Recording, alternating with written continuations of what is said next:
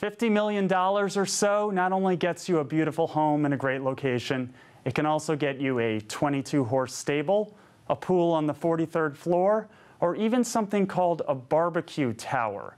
These are all part of this week's private properties, and WSJ reporter Candace Taylor is here to tell us more about these listings and some of their unusual amenities. Hi, Candace. Hi. So let's start with this BBQ Tower, or this house in Malibu. Yes. Which is unusual, to say the least, at Yes. least from the photos. Yes, it's very contemporary. It was completed about 5 years ago by an architect named Ed Niles, and it's right on the ocean, so they wanted to use a lot of glass to really show off those views. But it turns out on the coast in Malibu, it's also pretty windy. So they decided to build this barbecue tower where you can sit and barbecue and eat, but be protected from the wind. That's cool. And it also has like an interesting glass bridge in the interior. Yes, yeah. Well, the owner was raised in Taiwan, and he wanted to integrate Chinese principles of feng shui. So privacy is really important. So this bridge goes from the bedrooms to the living areas of the house. So going to the East Coast, a little more traditional, a lot more traditional, is Yes. a house you have listed in Greenwich, Connecticut, around the same price. But this one was built in the 1900s, and it's a country estate. It's completely different. Yeah, it's kind of the opposite of the Malibu. $65 million, and yeah, this was a huge country estate. Now it's all been renovated, of course, but it's in Greenwich horse country. It has the main house, which is beautiful, but it has all kinds of outbuildings. There are 2 guest houses. Another guest house has been converted into a home office, so you can work from there. Stable for horses, and of course, a pool and a tennis court.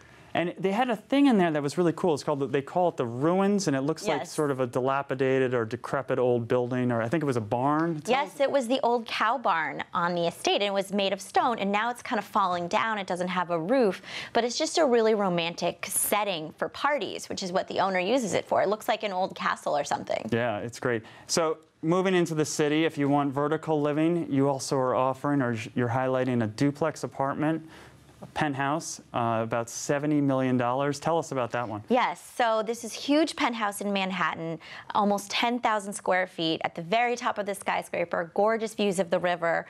But what makes it really fun is there's this private outdoor pool, which you don't have a lot in Manhattan condo buildings. Amazingly not.